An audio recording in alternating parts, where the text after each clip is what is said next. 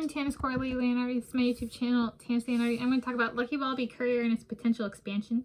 So I have a playlist for Lucky Wallaby Courier, and it started off as a dream print publication, lifestyle publication.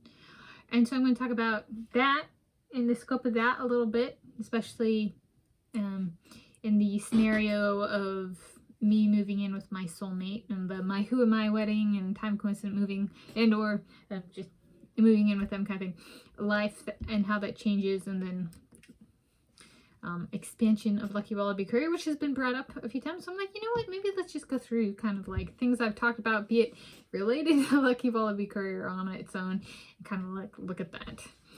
So that's the introduction. So the first category is Lucky Wallaby Courier. So it's like the base publication, lifestyle publication. What might that look like if I move in with my soulmates, soulmate and or soulmates? That might include, so let's say with my autobiography ends with kind of moving in my second autobiography, like the updated autobiography, if none other than an approach here. For the lifestyle publication, so not necessarily think about books so much as like just writing as I live my life. It'd be fun, especially if I have kids, like to kind of document the lifestyle, especially if the father and I travel to see and be with them at work and stuff like that. What's that lifestyle like? Like, am I on a train to go to see my Dominique Supposedly, and there's an avalanche and I get it on video, and so I post a YouTube video, but could I write an article on that as well? Especially if we have to avalanche evacuation from the train. Like, am I in Switzerland or something? That'd be a really weird train route from Scotland to Hungary or Hungary to Scotland. I don't know though. I haven't been on a train in Europe before. I'm filming this on Thursday, 4 January 2024. And so stuff like that, just raising kids. I have the Yelp stuff that I can keep up with, but also thinking about a narrative approach to my own contributions.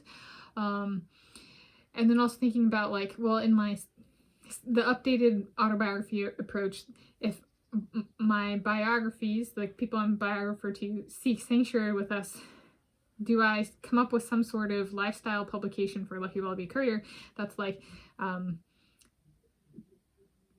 preserves that they've sought sanctuary with us, or in an attempt to quell misinformation about these people and help them feel safe, and especially if they want to have their own contingent of squirrels out there planting trees and stuff, right? How can we stabilize that and potentially get them some coverage in Lucky Wallaby Courier, so people get to know them a little bit in advance of, or potentially in advance of their biography coming out. It'd be nice to meet them all, right? Kind of thing. So there's that. And that'd be print, possibly online, but expanding in scope to include like daily life stuff, which I think would be kind of cool. And not just me, but the other employees, writers, that kind of stuff as well. Then there's the second category, so print and online encyclopedia. Yes, so that's facts. There's no online encyclopedia that is truly dedicated to facts. Most that exist today are vastly misinformation, especially in the biography of living persons arena. So really emphasizing fact, not fiction, because there are no contenders with global coverage and global scope in the truth arena. So seeking to be the leader in that arena in both print and online, and making sure we can do in-person verification of contributors, making sure there's no crossover from the online encyclopedias that call themselves an encyclopedia but really behave more like social media and publish fantasy and fiction instead of fact, right? Even if that means like any employees from those companies do not get brought on to Lucky Wallaby Courier as employees. Right? There's no. And we've already said if they've attacked Lucky Wallaby Courier employees and or contributors, they don't get to contribute, right? Contributor is different than an employee, but the firmest rule being, if you've worked for those other ones, it's a no. We don't want that culture being brought into us. We're about fact, not fiction. And they have chosen to propagate that fiction in a world that really needs truth. Kind of thing. Okay, up next, video sharing platform Tanis and Tanis Studios. So that's it would be a bit different than YouTube if that did come into existence. Why? So people can upload as many videos as they want. It would not be open to everybody. It'd be a very big difference between you that and the like no comments and no likes and stuff, and they're having like 12 different options for how one wants one's channel to look, and then like no comments, yeah, and no limits, no community guidelines. So, and it'd be a bit different than YouTube in the sense of it's not intended for everybody to make an account, kind of thing. In the sense of, we accept our realities as a small, funky lifestyle publication, and we choose to retain that instead of becoming one of the corporations or companies that wants to have its fingers in everything. We're not that whatsoever. We're niche. And to reflect that, we do not want to take over the world. That means we might have more space issues and technology issues than bigger companies.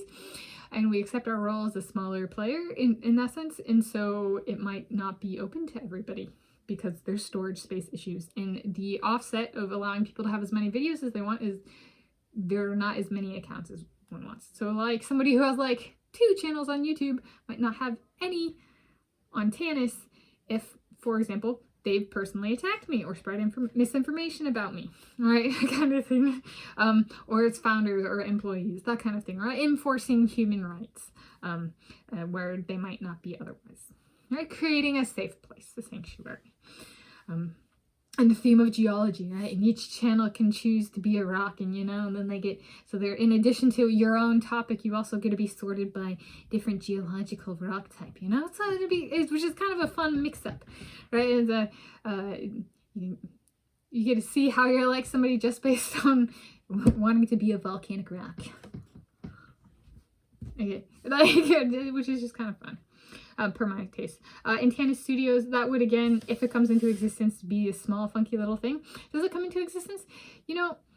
My goal here is not to put is not to put YouTube out of business or YouTube Studios out of business.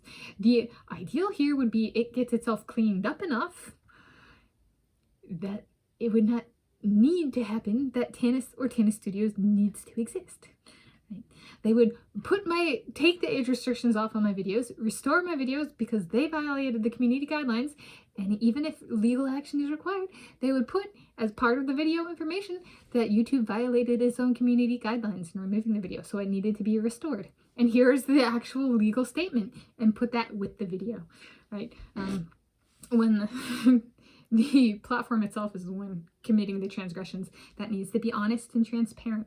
Along with the name, since I use my real name in publishing, there's basic biographical law.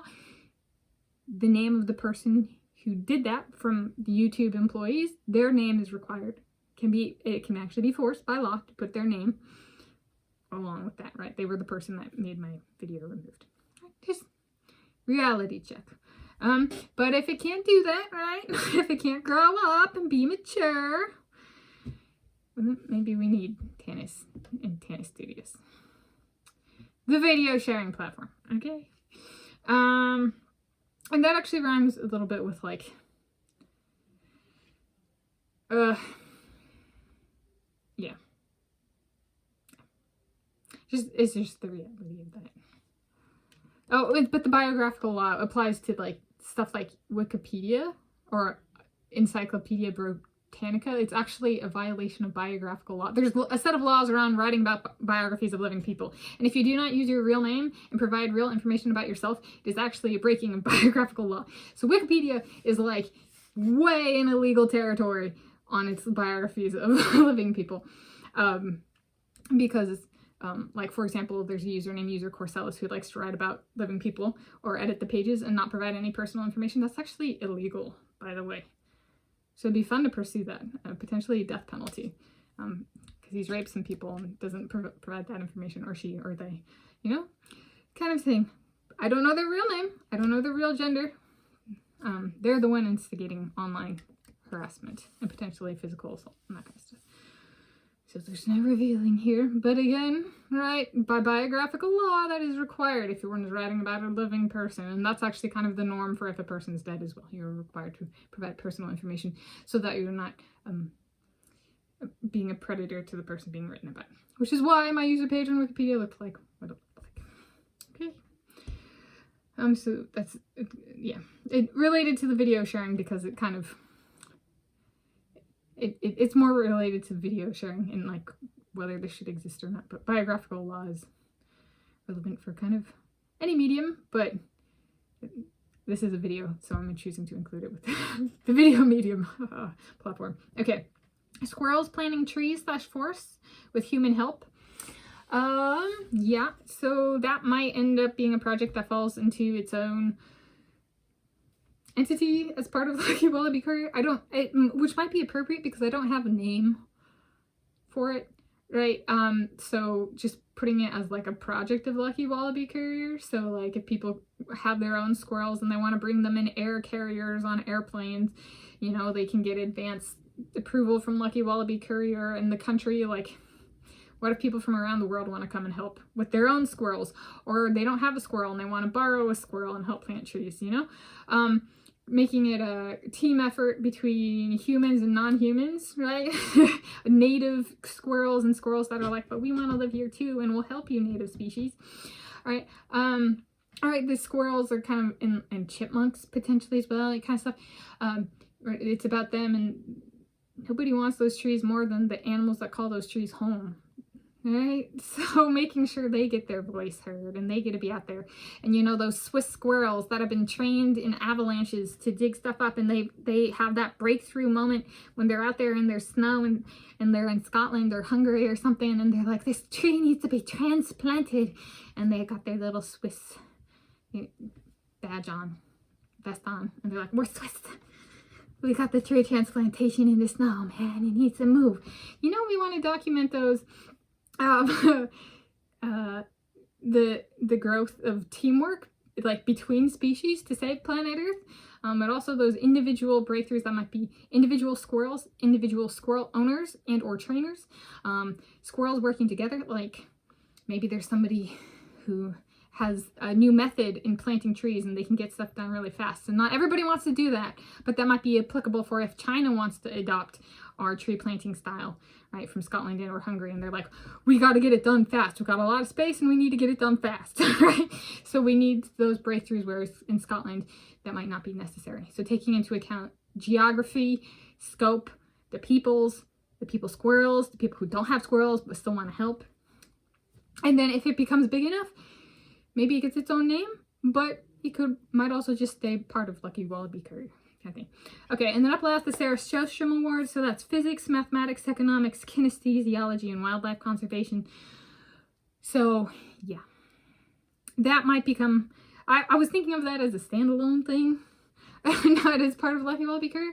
But hey, if it's really kind of an award and it doesn't morph into like an entire committee, and like some awards just are like take up way too much time and resources, right? This is about planet Earth above all in all of those categories. And so the over embellishment might not be appropriate for these awards, and so it might actually just naturally fit as part of Lucky Wallaby Courier.